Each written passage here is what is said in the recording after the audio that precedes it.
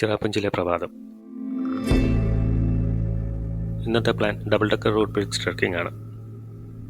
ചിറാപ്പുഞ്ചിയിൽ നിന്നും 13 കിലോമീറ്റർ മാറി ടയർന എന്ന ഗ്രാമത്തിലാണത്. 2 ദിവസം മുമ്പുള്ള ബാംബു ട്രക്കിങ്ങിൻ്റെ ബാക്കിയായി കാലുകൾക്ക് വേദനയുള്ളതിനാൽ സിംഗിൾ ഡെക്കർ ബ്രിഡ്ജ് വരെ മാത്രം എന്ന് ഞങ്ങൾ നേരത്തെ തീരുമാനിച്ചു.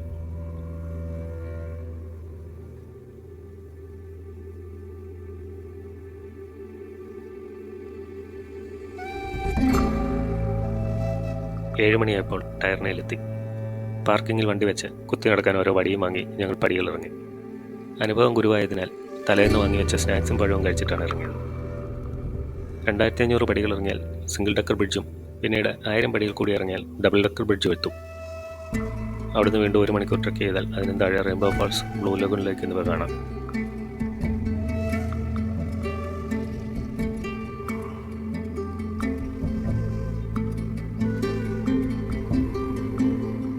താഴെ വെള്ളത്തിൻ്റെ ശബ്ദം കേൾക്കുന്ന സ്ഥലമാണ് സിംഗിൾ ഡെക്കർ ബ്രിഡ്ജ് എന്ന് അതുവഴി കയറി വന്ന ഒരു നാട്ടുകാരൻ പറഞ്ഞു.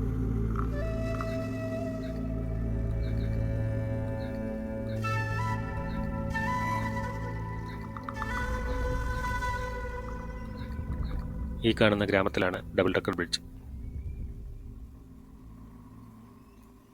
ഞങ്ങൾ താഴെ എത്തി. ഡബിൾ ഡെക്കർ പോകേണ്ടത് ഇവിടുന്ന് തിരിഞ്ഞാണ്.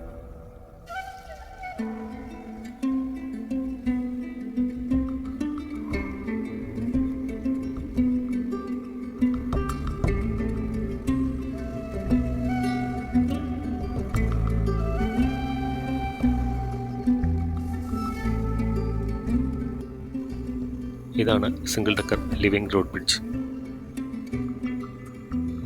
2 കരയിലായി നിൽക്കുന്ന ഒരുതരം റബ്ബർ മരത്തിൻ്റെ വേരുകൾ തമ്മിൽ പിണച്ചാണ് ലിവിംഗ് റോഡ് ബ്രിഡ്ജ് തയ്യാറാക്കുന്നത്.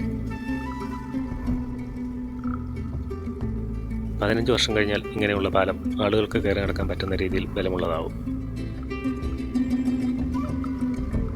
ശക്തമായ വെള്ളമൊഴുക്കും വൻ പാറക്കല്ലുകളും കാരണം ഈ പ്രദേശങ്ങളിൽ സാധാരണ പാലം പണിയുന്നത് പണ്ടുകാലത്ത് ദുഷ്കരമായിരുന്നു.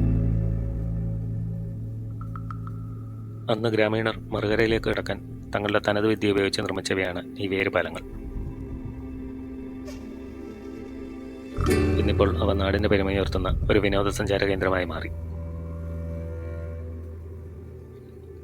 ഇപ്പോൾ ഉപയോഗിക്കുന്ന പാലങ്ങളിൽ ചിലതിന് 300 വർഷത്തിലേറെ പഴക്കമുണ്ടെന്ന് കരുതപ്പെടുന്നു.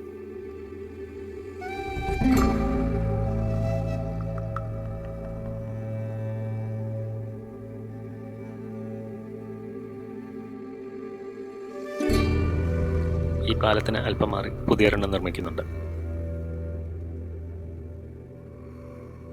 ടൂറിസ്റ്റുകൾക്ക് നടക്കാനുള്ള സൗകര്യത്തിനായി താഴെ തടികൾ നിരത്തി വെച്ചിരിക്കുന്നു. പിടിക്കാനായി വശങ്ങളിൽ മുളങ്കമ്പുകളും വെച്ചിട്ടുണ്ട്.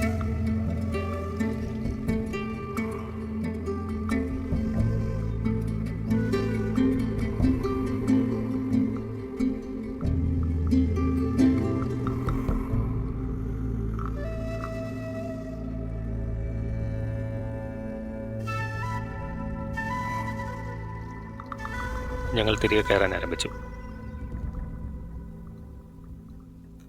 ഈ ചെറിയ കടയിൽ ഓരോ കട്ടനടിച്ചിരിക്കുമ്പോഴാണ് അതിനപ്പുറം ഒരു സ്കൂൾ പ്രവർത്തിക്കുന്നുണ്ടെന്ന് മനസ്സിലായത്.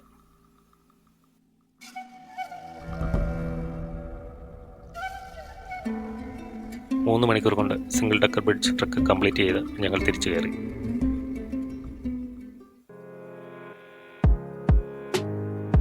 ഇനി തിരികെ ചിറാപ്പുഞ്ചി എത്തി അവിടുന്ന് ഷില്ലോങ്ങിലേക്ക് പോകണം. 65 കിലോമീറ്റർ ഉണ്ട്.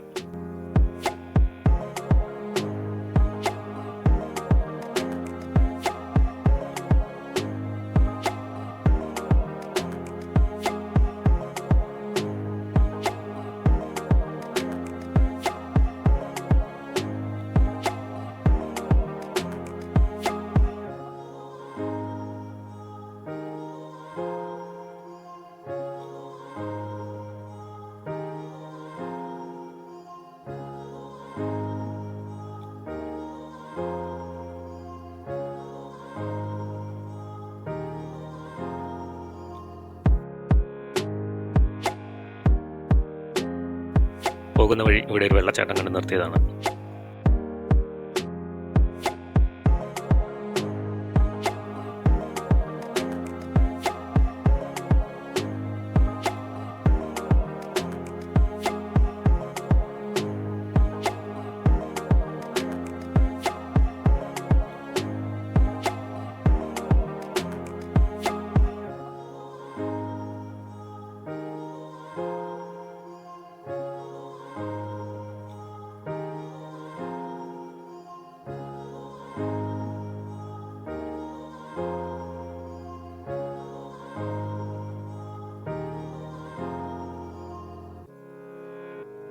വൈകുന്നേരത്തോടെ ഞങ്ങൾ ഷില്ലോങ്ങിൻ്റെ തിരക്കിലേക്ക് പ്രവേശിച്ചു.